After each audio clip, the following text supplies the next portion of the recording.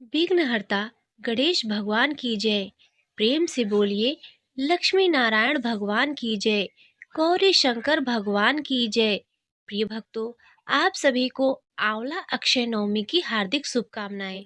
आंवला नवमी को अक्षय नवमी भी इसलिए कहा जाता है क्योंकि इस दिन किए गए पुण्य कर्म अक्षय अर्थात कभी समाप्त नहीं होते। पौराणिक मान्यताओं के अनुसार आंवले के वृक्ष में माँ लक्ष्मी, भगवान विष्णु, माता पार्वती और भगवान शिव का वास होता है। आंवला स्वयं दिव्य औषधि वृक्ष है जो स्वास्थ्य और दीर्घायु का प्रतीक माना गया है। इस दिन महिलाएं अपने परिवार और संतान की लंबी उम्र और सुखी जीवन के लिए व्रत रखती हैं। वहीं श्रद्धालु मथुरा वृंदावन में परिक्रमा करके अच्छे पुण्य अर्जित करते हैं। आज के दिन आंवले के वृक्ष की हल्दी, कुमकुम आदि से पूजा की जाती है। आंवले के वृक्ष के जड़ में जल और कच्चा दूध मिलाकर अर्पित करके फिर आंवले के वृक्ष की 3, 5 या 7, 9 या 108 परिक्रमा करते हुए तने में कच्चा सूत या कलावा लपेटा जाता है।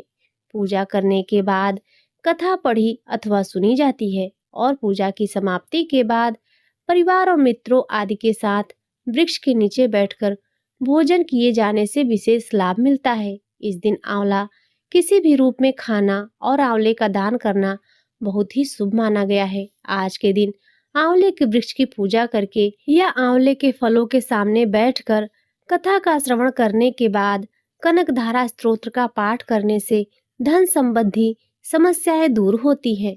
तो प्रिय भक्तों, आइए आज आंवला अक्षय नवमी के शुभ अवसर पर सुनते हैं आंवला अक्षय नवमी के दिन सुनी जाने वाली सभी कथाएं और कनकधारा स्तोत्र का हिंदी में अनुवाद। आंवला नवमी पर आंवले के पेड़ के नीचे पूजा और भोजन करने की परंपरा माता लक्ष्मी जी ने प्रारंभ की थी। कथा के अनुसार एक बार माँ लक्ष्मी जी धरती पर घूमने के लिए आई। धरती पर आकर माँ लक्ष्मी जी सोचने लगी कि भगवान विष्णु और शिव जी की पूजा एक साथ कैसे की जा सकती है। तभी उन्हें याद आया कि तुलसी और बेल के गुण आंवले में भी पाए जाते हैं। तुलसी भगवान विष्णु को और बेल शिव जी को अत्यंत प्रिय है। इसके बाद तो माँ लक्ष्मी जी ने आंवले के पेड़ की पूजा करने का निश्चय किया। माँ लक्ष्मी जी की भक्ति और पूजा से प्रसन्न होकर भगवान विष्णु और शिव जी साक्षात प्रकट हुए। माँ लक्ष्मी जी ने आंवले के पेड़ के नीचे भोजन तैयार करके भगवान विष्णु और शिव जी को भोजन कराया। उसके बाद उन्होंने खुद भी वहीं बैठकर भोजन ग्रहण किया। मान्यताओं के अनुसार आंवला नवमी के दिन अगर कोई महिला आंवले के पेड़ की पूजा करके उसके नीचे बैठकर भोजन बनाती है और ग्रहण करती है तो भगवान विष्णु और भगवान शिव उसकी सभी मनोकामनाएं पूर्ण करते हैं। इस दिन महिलाएं अपने संतान की दीर्घायु और अच्छे स्वास्थ्य को लेकर व्रत रखती हैं।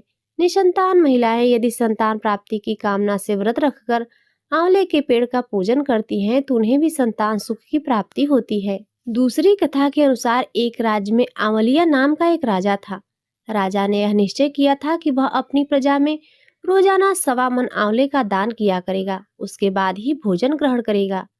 राजा अपनी प्रतिज्ञा के अनुसार ऐसा ही करता था, लेकिन उसके बेटे और बहू को यह बात पसंद नहीं थी। इसीलिए एक दिन उसने बेटे बहू ने सोचा कि राजा इतने सारे आंवले रोजाना दान करते हैं, इस प्रकार तो एक दिन सारा खजाना खाली हो जाएगा। एक दिन राजकुमार ने राजा से कहा कि उसे इस तरह का दान देना बंद कर देना चाहिए। राजकुमार की बातें सुनकर राजा को बहुत दुख हुआ और राजा ने रानी के साथ महल का त्याग कर दिया। फिर क्या था, राजा आंवला दान नहीं कर पाए और अपनी प्रतिज्ञा के अनुसार उन्होंने कुछ खाया ही नहीं। जब भूखे प्यासे 7 दिन हो गए तब भगवान को उन पर दया आ गई। इसीलिए भगवान ने राजा के लिए जंगल में ही महल, राजपाट और बाग बगीचे सब बनवा दिए और ढेरों आंवले के पेड़ लगा दिए। जब अगली सुबह राजा रानी ने यह देखा कि जंगल में उनके राज्य से भी 2 गुना राज्य बसा हुआ है, तब राजा रानी से कहने लगे, रानी देखो, कहते हैं कभी भी सत्य का साथ नहीं छोड़ना चाहिए। आओ नहा धोकर आंवला दान करें और भोजन करें। राजा रानी ने आंवले दान करके भोजन ग्रहण किया और खुशी खुशी अपने नए महल में रहने लगे। उधर आंवला देवता का अपमान करने और माता पिता से बुरा व्यवहार करने के कारण राजकुमार के तो बुरे दिन आ गए। उनका राज्य शत्रुओं ने छीन लिया और वह दाने दाने को मोहताज हो गया। काम ढूंढते हुए एक दिन वह अपने पिताजी के ही राज्य में आ पहुंचा। उस समय उसकी हालत इतनी बिगड़ी हुई थी कि पिता ने उसे बिना पहचाने हुए अपने यहाँ काम पर रख लिया। बेटे बहू सोच ही नहीं सकते थे कि उनके माता पिता इतने बड़े राज्य के मालिक भी हो सकते हैं। सो उन्होंने भी अपने माता पिता को नहीं पहचाना। एक दिन बहू ने सास के बाल गूंथते समय उसकी पीठ पर एक मस्सा देखा। यह सोचकर उसे रोना आने लगा कि ऐसा मस्सा तो मेरी सास के भी था।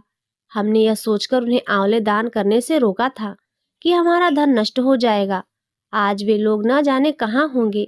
यह सोचकर बहू को रोना आने लगा और आंसू टपक टपक कर सास की पीठ पर गिरने लगे। रानी ने तुरंत पलटकर देखा और पूछा कि तू क्यों रो रही है। उसने बताया कि आपके पीठ पर जैसा मस्सा मेरी सास की पीठ पर भी था। हमने उन्हें आंवले दान करने से रोक दिया था, इसीलिए वे नाराज होकर घर छोड़कर कहीं चले गए। तब रानी ने उन्हें पहचान लिया, सारा हाल पूछा और अपना हाल भी बताया। अपने बेटे बहू को समझाया कि दान करने से धन कम नहीं होता बल्कि बढ़ता है। तब बेटे बहू भी अब सुख से राजा रानी के साथ रहने लगे और आंवलों का दान करने लगे। प्रिय भक्तों, अब सुनिए आंवला नवमी की एक और कथा। आंवला नवमी के दिन एक सेठ ब्राह्मणों को आंवले के पेड़ के नीचे बैठाकर भोजन कराया करता था, साथ ही उन्हें सोना भी दान किया करता था। यह देखकर सेठ के पुत्रों को बिल्कुल भी अच्छा नहीं लगता था और वे अपने पिता से बहुत झगड़ा किया करते थे। रोज रोज की लड़ाई झगड़ों से तंग आकर वह सेठ दूसरे गांव में रहने चला गया। जीवन बिताने के लिए उन्होंने वहां एक दुकान लगाई। उसी दुकान के आगे सेठ ने एक आंवले का पेड़ भी लगाया। ईश्वर की कृपा कुछ ऐसी हुई कि उसकी दुकान खूब चलने लगी। यहाँ भी उसने अपना नियम नहीं छोड़ा। वह आंवला नवमी का व्रत पूजन करता था और ब्राह्मणों को भोजन कराकर दान देता था। वहीं दूसरी ओर सेठ के पुत्रों का व्यापार ठप हो गया। उनके बेटों को समझ आने लगा कि वे अपने पिता के भाग्य से ही खाते थे। तब अपनी गलती समझकर वे अपने पिता के पास गए और अपनी गलती की माफी मांगने लगे। फिर पिता के कहे अनुसार उन्होंने भी आंवले के पेड़ की पूजा करनी शुरू कर दी और दान भी करने लगे। इस व्रत के प्रभाव से सेठ के बेटों के घर पहले की तरह खुशहाली आ गई। काशी नगरी में एक निसंतान धर्मात्मा और दानी वैश्य रहता था। एक दिन वैश्य की पत्नी से पड़ोसन कहने लगी, अगर तुम किसी पराये बच्चे की बलि भैरव बाबा के नाम से चढ़ा दो तो तुम्हें पुत्र प्राप्ति हो जाएगी। यह बात जब वैश्य को पता चली तो उसने साफ मना कर दिया, लेकिन उसकी पत्नी अवसर की तलाश में लगी रही। एक दिन एक कन्या को उसने कुएं में गिराकर भैरव देवता के नाम पर बलि दे दी। इस हत्या का परिणाम विपरीत हुआ। लाभ की बजाय उसने पूरे बदन में कोढ़ हो गया और लड़की की प्रेतात्मा उसे सताने लगी। वैश्य के पूछने पर उसकी पत्नी ने सारी बात सच सच बता दी। तब वैश्य बोला कि गोवध, ब्राह्मण वध तथा बाल वध करने वालों के लिए इस संसार में कहीं कोई जगह नहीं है। इसीलिए तू गंगा तट पर जाकर भगवान का भजन कर और गंगा स्नान कर, तभी तू इस कष्ट से मुक्ति पा सकती है। अब वैश्य की पत्नी गंगा किनारे रहने लगी। कुछ दिन बाद गंगा माता एक वृद्ध महिला का वेश धारण करके उसके पास आई और बोली, अगर तुम मथुरा जाकर कार्तिक नवमी का व्रत तथा आंवले के वृक्ष की परिक्रमा और पूजन करोगी तो ऐसा करने से तेरा यह कोढ़ दूर हो जाएगा। वृद्ध महिला की बात सुनकर और उसकी बात मानकर वैश्य की पत्नी अपने पति से आज्ञा लेकर मथुरा जाकर विधि विधान से आंवले का व्रत करने लगी। ऐसा करने से वह भगवान की कृपा से दिव्य शरीर वाली हो गई और फिर उसे सुंदर पुत्र रत्न की प्राप्ति भी हुई। एक पौराणिक कथा के अनुसार एक बार भगवान विष्णु कई हजार वर्षों तक घोर युद्ध करने के पश्चात थक गए और फिर अपने बैकुंठ धाम में आकर समाधि लगाकर अपने धनुष के सहारे सो गए। उसी समय देवताओं के यज्ञ करने की योजना चल रही थी। सो वे सभी भगवान विष्णु से मिलने ब्रह्मा जी और शिव जी सहित बैकुंठ आए। वहां उन्होंने देखा कि भगवान विष्णु तो गहन निद्रा में लीन है। सोए हुए को नहीं जगाना चाहिए, यह सोचकर वे सभी खड़े हो गए। किंतु बहुत देर बाद भी भगवान विष्णु जब निद्रा से नहीं जागे तब उन्होंने सोच विचार कर भगवान विष्णु को जगाने का निर्णय किया। तब ब्रह्मा जी ने एक कीड़ा उत्पन्न किया और उसे भगवान विष्णु को जगाने के लिए कहा। यह काम करने से भविष्य का भाग मिलेगा। यह सोचकर उस कीड़े ने धनुष की रस्सी काट डाली। धनुष की रस्सी कटते ही एक भयानक शब्द हुआ और चारों ओर अंधेरा छा गया। कुछ समय के बाद जब धीरे धीरे अंधेरा छटा तो देवताओं ने देखा कि भगवान विष्णु का सिर उनके शरीर पर नहीं है। तब तो देवता अत्यंत ही चिंतित और भयभीत हो गए। देवताओं को चिंतामग्न देखकर ब्रह्मा जी ने कहा कि देवताओं, चिंता न करो। संसार में जो कुछ भी होता है कुछ न कुछ कारण से ही होता है, और यहाँ पर भी बिना कोई कारण के कार्य नहीं होता। हम सभी देवी पराशक्ति की आराधना करेंगे, अवश्य ही वे इस समस्या का समाधान करेंगी। ऐसा कहकर ब्रह्मा जी ने सभी वेदों को देवी की स्तुति करने का आदेश दिया। जब वेदों ने देवी की स्तुति की तो देवी अत्यंत ही प्रसन्न हुई और फिर एक आकाशवाणी हुई। आकाशवाणी ने कहा, देवताओं, मैं वेदों की स्तुति से अत्यंत प्रसन्न हूँ। आप लोगों को चिंता करने की कोई आवश्यकता नहीं है। भगवान विष्णु का जो सिर कटा है, इसके दो कारण है। पहला, तुम्हें एक बार लक्ष्मी जी ने कह दिया था कि आप बिना सिर के हो जाओ, क्योंकि लक्ष्मी जी को देखकर भगवान विष्णु हंस रहे थे। दूसरा कारण है कि हयग्रीव नाम के दैत्य का अंत करना। हयग्रीव नाम का एक दैत्य है। इसने अन्न जल सब कुछ त्याग कर 1000 वर्षों तक मेरी तपस्या की थी। उस समय इस दैत्य ने अपनी सारी इंद्रियों को अपने वश में कर लिया था और केवल मेरे एक बीजाक्षर मंत्र का जाप करता था। इसने मेरे तामसी रूप के दर्शन पाने के लिए ऐसी घोर तपस्या की। तब मैं पराशक्ति ही अपने तामसी रूप से इस दैत्य के सामने प्रकट हुई थी। देवी को अपने सामने प्रकट हुआ देखकर यह दैत्य अत्यंत प्रसन्न हुआ और उठकर खड़ा हो गया। वह मेरे उस रूप की परिक्रमा करने लगा और मेरी स्तुति की। तब मैंने उसको मनोवांछित वर मांगने के लिए कहा और उसने कहा, देवी, मैं अमर होना चाहता हूँ। उसकी बातें सुनकर मेरी उस तामसी शक्ति ने कहा कि दैत्यराज, संसार में सभी की मृत्यु होनी है और यही संसार का नियम है। मैं इस नियम को भंग नहीं कर सकती, इसीलिए तुम सोच समझकर कोई और वरदान मांगो। और फिर उसके बाद उस दैत्य ने मुझसे वर मांगा कि मेरी मृत्यु केवल भगवान हयग्रीव के द्वारा ही हो। तब मैंने ही उसे ऐसी मनोवांछित मृत्यु प्राप्त करने का वरदान दे दिया था। उसी समय वह दैत्य अपने बल के घमंड में आकर ब्राह्मणों, देवताओं और साधुजनों को पीड़ित कर रहा है और सभी को इस दैत्य के आतंक से मुक्त कराने के लिए भगवान विष्णु का हयग्रीव होना आवश्यक है। इसीलिए आज इनका सिर कटा है। ब्रह्मा जी, आप एक घोड़े का सिर काटकर श्री विष्णु जी के शरीर पर लगा दीजिए। इससे उनका हयग्रीव होगा और वे उस हयग्रीव दैत्य का अंत कर देंगे। इतना कहकर देवी अंतर्ध्यान हो गई। इसके बाद देवी के आदेशानुसार ब्रह्मा जी ने अपनी तलवार से घोड़े का सिर काटकर उसे भगवान विष्णु के शरीर पर लगा दिया और उसी क्षण भगवान विष्णु उठकर खड़े हो गए। इस तरह भगवान विष्णु का है अवतार हुआ और तथा हयग्रीव स्वरूप भगवान विष्णु और हयग्रीव नाम के उस दैत्य से भयंकर युद्ध छिड़ गया। उनको मारना इतना आसान नहीं था। तब भगवान विष्णु ने अपने लंबे समय तक उसके साथ युद्ध किया। बाद में देवी जगदम्बा के वरदान अनुसार भगवान हयग्रीव के हाथों उसका अंत हो गया। एक और कथा के अनुसार एक बार हयग्रीव नाम के दैत्य ने वेदों को चुराकर सागर की अथाह गहराई में छुपा दिया था।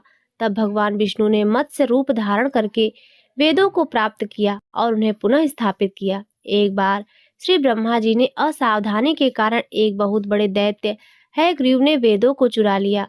वेदों को चुरा लिए जाने के कारण ज्ञान लुप्त हो गया। चारों ओर अज्ञानता का अंधकार फैल गया और पाप तथा अधर्म का चहुं ओर बोलबाला हो गया। तब भगवान विष्णु ने धर्म की रक्षा के लिए मत्स्य रूप धारण करके हयग्रीव का वध किया और वेदों की रक्षा की। कल्पांत के पूर्व एक पुण्यात्मा राजा तप कर रहा था। उस राजा का नाम सत्यव्रत था। सत्यव्रत पुण्यात्मा तो थे ही, बड़े उदार हृदय के भी थे। प्रभात का समय था, सूर्योदय हो चुका था। सत्यव्रत कृतमाला नदी में स्नान कर रहे थे। उन्होंने स्नान करने के बाद जब तर्पण के लिए अंजलि में जल लिया तो एक छोटी सी मछली भी जल के साथ साथ उनकी अंजलि में आ गई। राजा सत्यव्रत ने मछली को नदी के जल में छोड़ दिया। तब मछली बोल उठी, राजन, जल के बड़े बड़े जीव छोटे छोटे जीवों को मारकर खा जाते हैं। अवश्य ही कोई बड़ा जीव मुझे मारकर खा जाएगा। आप कृपा करके मेरे प्राणों की रक्षा कीजिए। सत्यव्रत ने हृदय में दया उत्पन्न हो गई। उन्होंने मछली को जल से भरे हुए अपने कमंडल में डाल लिया।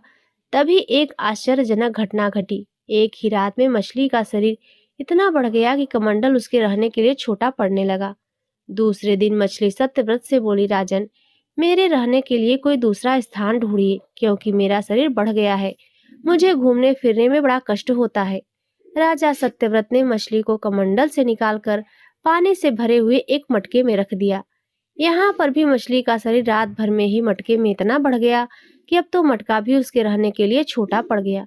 दूसरे दिन मछली फिर से राजा सत्यव्रत से बोली, राजन, मेरे रहने के लिए कहीं और प्रबंध कीजिए, क्योंकि मटका भी मेरे लिए छोटा पड़ रहा है। तब राजा ने मछली को निकालकर एक सरोवर में डाल दिया, किंतु सरोवर भी मछली के लिए छोटा पड़ गया। इसके बाद राजा ने मछली को नदी और उसके बाद फिर समुद्र में डाल दिया। समुद्र में डालते ही आश्चर्य हुआ, समुद्र में भी मछली का शरीर इतना अधिक बढ़ गया कि मछली के रहने के लिए वह स्थान भी छोटा पड़ गया। समुद्र भी मछली के रहने के लिए छोटा हो गया। यह देखकर मछली फिर से सत्यव्रत से बोली, राजन, यह समुद्र भी अब मेरे लिए पर्याप्त नहीं है, कृपया मेरे रहने की व्यवस्था कहीं और कीजिए। अब तो राजा आश्चर्यचकित हो उठे, उन्होंने ऐसी मछली आज तक कभी नहीं देखी थी। तब वह विस्मय भरे स्वर में बोले कि मेरी बुद्धि को विस्मय के सागर में डुबोने वाले आप कौन हैं? कृपया करके बताइए। तब मत्स्य रूपधारी श्रीहरि ने उत्तर दिया, राजन, हयग्रीव नामक दैत्य ने वेदों को चुरा लिया है। जगत में चारों ओर अज्ञान और अधर्म का अंधकार फैला हुआ है। मैंने हयग्रीव को मारने के लिए ही मत्स्य का रूप धारण किया है। आज से 7वें दिन पृथ्वी प्रलय के चक्र में फिर जाएगी। समुद्र उमड़ उठेगा, भयानक वृष्टि होगी, सारी पृथ्वी पानी में डूब जाएगी। जल के अतिरिक्त कहीं और कुछ भी नहीं दिखाई देगा। आपके पास तब तक एक नाव पहुंचेगी। आप सभी अनाजों और औषधियों के बीजों को लेकर सप्तऋषियों के साथ नाव में बैठ जाइएगा और मैं उसी समय आपको फिर से दिखाई पड़ूंगा और आपको आत्म तत्व का ज्ञान प्रदान करूंगा। राजा सत्यव्रत उसी दिन से श्री हरि का स्मरण करते हुए प्रलय की प्रतीक्षा करने लगे। ठीक 7वें दिन प्रलय का दृश्य उपस्थित हो उठा। समुद्र भी उमड़कर अपनी सीमाओं से बाहर बहने लगा। भयानक वर्षा होने लगी। देखते ही देखते थोड़ी ही देर में सारी पृथ्वी पर चारों ओर जल ही जल हो गया और संपूर्ण पृथ्वी जल में समा गई। ठीक उसी समय एक नाव दिखाई पड़ी।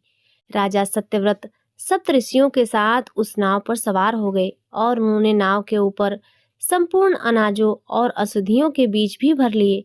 अब नाव प्रलय के सागर में तैरने लगी। प्रलय के उस सागर में नाव के अलावा कहीं और कुछ भी दिखाई नहीं दे रहा था। सहसा मत्स्य रूपी भगवान प्रलय के सागर में दिखाई पड़े। राजा सत्यव्रत और सप्तऋषि गण मत्स्य रूपी भगवान की प्रार्थना करने लगे। भगवान से आत्मज्ञान पाकर सत्यव्रत का जीवन धन्य उठा और वे जीते जी जीवन मुक्त हो गए। प्रलय का प्रकोप शांत होने पर मत्स्य रूपी भगवान ने हयग्रीव को मारकर उससे वेद छीन लिए और फिर भगवान ने ब्रह्मा जी को पुनः वेद दे दिए। इस प्रकार भगवान ने मत्स्य रूप धारण करके वेदों का उद्धार तो किया ही, साथ ही संसार के प्राणियों का भी अमित कल्याण किया। तो प्रेम से बोलिए, मत्स्य भगवान की जय, श्री विष्णु भगवान की जय। प्रिय भक्तों, अब आइए सुनते हैं कनकधारा स्तोत्र का हिंदी पाठ। जैसे भ्रमरी अधखिले कुसुमों से अलंकृत तमाल तरु का आश्रय लेती है, उसी प्रकार जो प्रकाश श्री हरि के रोमांच से सुशोभित श्री अंगों पर निरंतर पड़ता रहता है तथा जिसमें संपूर्ण ऐश्वर्य का निवास है, संपूर्ण मंगलों की अधिष्ठात्री देवी भगवती महालक्ष्मी की वह दृष्टि मेरे लिए मंगलदायी हो। जैसे भ्रमरी महान कमल दल पर मंडराती रहती है, उसी प्रकार जो श्री हरि के मुखार बिंद की ओर बराबर प्रेम पूर्वक जाती है और लज्जा के कारण लौट आती है, समुद्र कन्या लक्ष्मी जी की वह मनोहर मुग्ध दृष्टिमाला मुझे धन संपत्ति प्रदान करे। जो देवताओं के स्वामी इंद्र को पद का वैभव विलास देने में समर्थ है, मधुहंता नाम के दैत्य के शत्रु भगवान विष्णु को भी आप अधिकाधिक आनंद प्रदान करने वाली हैं। नीलकमल जिसका सहोदर है अर्थात भाई है, उन लक्ष्मी जी के अर्ध खुले हुए नेत्रों की दृष्टि किंचित क्षण के लिए मुझ पर पड़े। जिसकी पुतली एवं भौहें काम के वशीभूत हो, अर्ध विकसित एकटक आंखों से देखने वाले आनंद सच्चिदानंद मुकुंद भगवान को अपने निकट पाकर किंचित तिरछी हो जाती हैं। ऐसे शेष पर शयन करने वाले भगवान नारायण की अर्धांगिनी श्री महालक्ष्मी जी के नेत्र हमें धन संपत्ति प्रदान करें। जो भगवान मधुसूदन के कौस्तुभ मणि मंडित वक्ष स्थल में इंद्र नीलमयी हारावली से सुशोभित होती है तथा उनके भी मन में प्रेम का संचार करने वाली है, वह कमल कुंज वासिनी कमला की कटाक्ष माला मेरा कल्याण करें। जिस तरह से मेघों की घटा में बिजली चमकती है, उसी प्रकार मधुकैटभ के शत्रु भगवान विष्णु के काली मेघ पंक्ति की तरह सुमनोहर वक्षस्थल पर आप एक विद्युत के समान देदीप्यमान होती हैं, जिन्होंने अपने आविर्भाव से भृगुवंश को आनंदित किया है तथा जो समस्त लोकों की जननी है, वो भगवती लक्ष्मी मुझे कल्याण प्रदान करें। समुद्र कन्या कमला की वह मंद, अलस, मंथर और अधोर्मिलित दृष्टि, जिसके प्रभाव से कामदेव ने मंगलमय भगवान मधुसूदन के हृदय में प्रथम बार स्थान प्राप्त किया था, यहाँ मुझ पर पड़े भगवान नारायण की प्रेयसी लक्ष्मी का नेत्र रूपी मेघ दया रूपी अनुकूल पवन से प्रेरित हो दुष्कर्म, धनागम विरोधी अशुभ प्रारब्ध रूपी धाम को चिरकाल के लिए दूर हटाकर विषाद रूपी धर्मजन्य ताप से पीड़ित मुझ दीन रूपी चातक पर धन रूपी जलधारा की वृष्टि करे। विशिष्ट बुद्धि वाले मनुष्य, जिनके प्रीति पात्र होकर उनकी दया दृष्टि के प्रभाव से स्वर्ग पद को सहज ही प्राप्त कर लेते हैं, उन्हीं पद्मासना पद्मा की वह विकसित कमल गर्भ के समान कांतिमती दृष्टि मुझे मनोवांछित पुष्टि प्रदान करे। जो माँ भगवती सृष्टि क्रीड़ा में अवसर अनुसार वाग्य देवता ब्रह्म शक्ति के रूप में विराजमान होती है, पालन क्रीड़ा के समय लक्ष्मी के रूप में विष्णु की पत्नी के विराजमान होती हैं, प्रलय क्रीड़ा के समय शाकंभरी भगवती दुर्गा अथवा चंद्रशेखर वल्लभा पार्वती रुद्र शक्ति भगवान शंकर की पत्नी के रूप में विद्यमान होती हैं। उन त्रिलोक के एकमात्र गुरु पालनहार विष्णु की नित्य यवना प्रेमिका भगवती लक्ष्मी को मेरा संपूर्ण नमस्कार है। हे माता, शुभ कर्मों का फल देने वाली श्रुति के रूप में आपको प्रणाम है। रमणीय गुणों को सिंधु रूप रति के रूप में आपको नमस्कार है। कमल वन में निवास करने वाली शक्ति स्वरूपा लक्ष्मी को नमस्कार है तथा पुरुषोत्तम प्रिया पुष्टि को नमस्कार है। कमल वदना कमला को नमस्कार है। क्षीर सिंधु सभ्यता श्री देवी को नमस्कार है। चंद्रमा और सुधा की सगी बहन को नमस्कार है। भगवान नारायण की वल्लभा को नमस्कार है। सोने के कमलासन पर बैठने वाली भूमंडल नायिका देवताओं पर दया करने वाली शांख्या युद्ध विष्णु की वल्लभा शक्ति को नमस्कार है। भगवान विष्णु के वक्षस्थल में निवास करने वाली देवी कमल के आसन वाली दामोदर प्रिय लक्ष्मी, आपको मेरा नमस्कार है। भगवान विष्णु की कांता कमल के जैसे नेत्रों वाली त्रैलोक्य को उत्पन्न करने वाली देवताओं के द्वारा पूजित नंदाजमत की वल्लभा ऐसी श्री लक्ष्मी जी को मेरा नमस्कार है। कमल सदृश नेत्रों वाली माननीय माँ, आपके चरणों में किए गए प्रणाम। संपत्ति प्रदान करने वाले, संपूर्ण इंद्रियों को आनंद देने वाले, साम्राज्य देने में समर्थ और सारे पापों को हर लेने के लिए सर्वथा उद्धत है, वे सदा मुझे ही अवलंबन दे। मुझे ही आपकी चरण वंदना का शुभ अवसर सदा प्राप्त होता रहे। जिनके कृपा कटाक्ष के लिए की गई उपासना उपासक के लिए संपूर्ण मनोरथों और संपत्तियों का विस्तार करती है। श्री हरि की हृदयेश्वरी, उन्हीं आप लक्ष्मी देवी का मैं मन, वाणी और शरीर से भजन करता हूँ। हे भगवती नारायण की पत्नी, आप कमल में निवास करने वाली हैं। आपके हाथों से नील कमल शोभायमान है। आप श्वेत वस्त्र, गंध और माला आदि से सुशोभित है। आपकी झांकी बड़ी मनोहर है, अद्वितीय है। हे त्रिभुवन के ऐश्वर्य प्रदान करने वाली, आप मुझ पर भी प्रसन्न हो जाइए। दिग्गजों द्वारा स्वर्ण कमल के मुख से गिराए गए आकाश गंगा के स्वच्छ और मनोहर जल से जिन भगवान के श्री अंगों का अभिषेक स्नान होता है, उस समस्त श्लोकों के अधीश्वर भगवान विष्णु की गृहिणी, समुद्र तनया क्षीर सागर पुत्री, जगत जननी भगवती लक्ष्मी को मैं प्रातः काल नमस्कार करता हूँ। कमल नयन केशव की कमनीय कामिनी कमले, मैं अकिंचन दीनहीन मनुष्यों में अग्रगण्य हूँ, अतएव तुम्हारी कृपा का स्वाभाविक पात्र हूँ।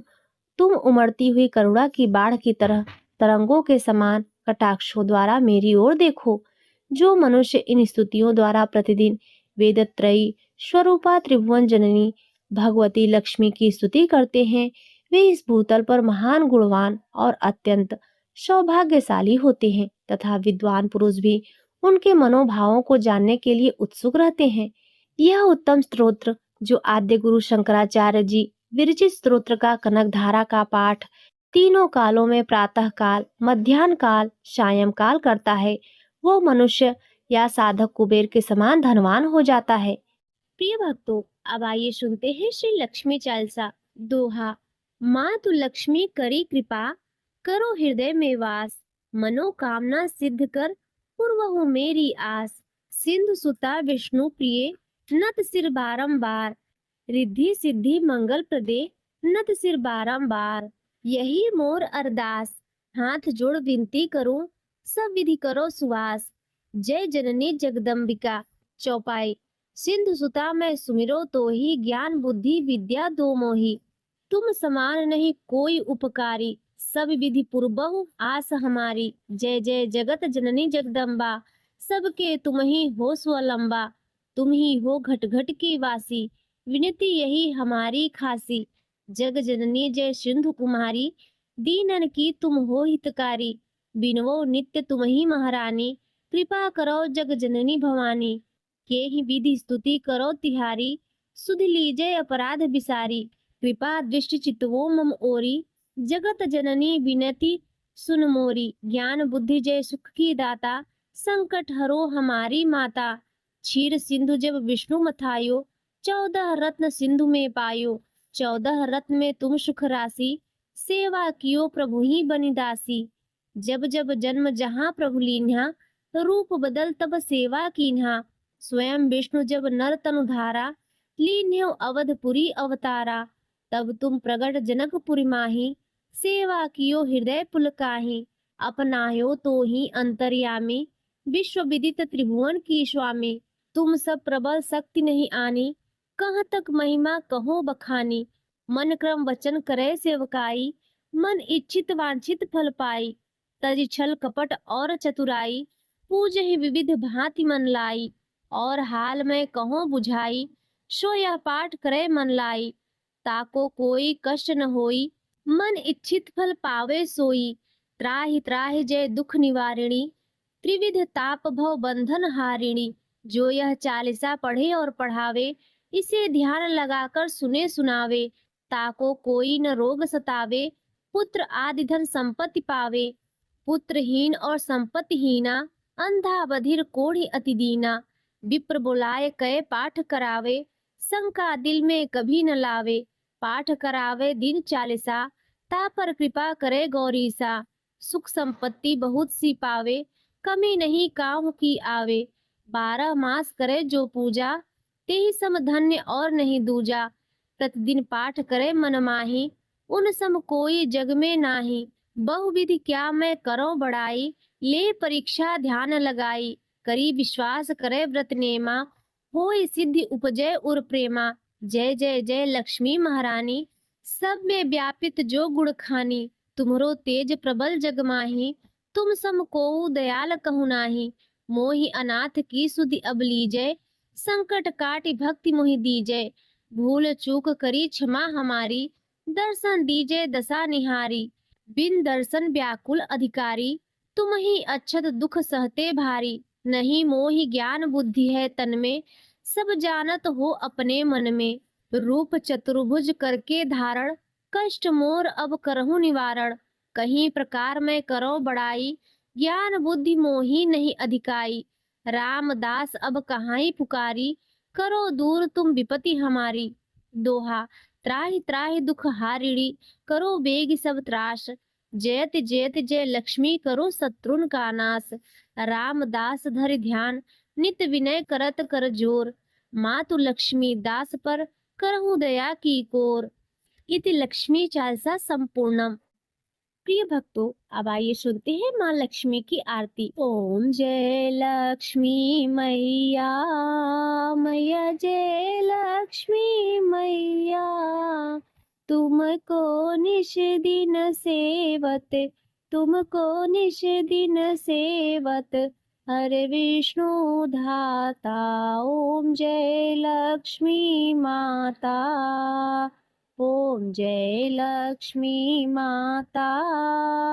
मैया जय लक्ष्मी माता, तुमको निश दिन सेवत, मैया जी को निश दिन सेवत, हर विष्णु धाता। ओम जय लक्ष्मी माता। उमा रमा ब्रह्माणी, तुम ही जग माता, मैया तुम ही जग माता। सूर्य चंद्रमा ध्यावत, सूर्य चंद्रमा ध्यावत, नारद ऋषि गाता, ओम जय लक्ष्मी माता। दुर्गा रूप निरंजनी, सुख संपत्ति दाता, मैया सुख संपत्ति दाता। जो कोई तुमको ध्यावत, मैया जी को जो कोई ध्यावत, रिद्धि सिद्धि धन पाता, ओम जय लक्ष्मी माता। तुम पाताल निवासिनी, तुम ही शुभदाता, मैया तुम ही शुभदाता। कर्म प्रभाव प्रकाशिनी, कर्म प्रभाव प्रकाशिनी, भवनिधि की त्राता, ओम जय लक्ष्मी माता। जिस घर में तुम रहती, सब सद्गुण आता, मैया सब सद्गुण आता। सब संभव हो जाता, सब संभव हो जाता, मन नहीं घबराता, ओम जय लक्ष्मी माता। तुम बिन यज्ञ न होते, व्रत न हो पाता, मैया व्रत न हो पाता। खान पान का वैभव, खान पान का वैभव, सब तुमसे आता, ओम जय लक्ष्मी माता। शुभ गुण मंदिर सुंदर, शिरोदधि जाता, मैया शिरोदधि जाता। रत्न चतुर्दश तुम बिन, रत्न चतुर्दश तुम बिन, कोई नहीं पाता, ओम जय लक्ष्मी माता।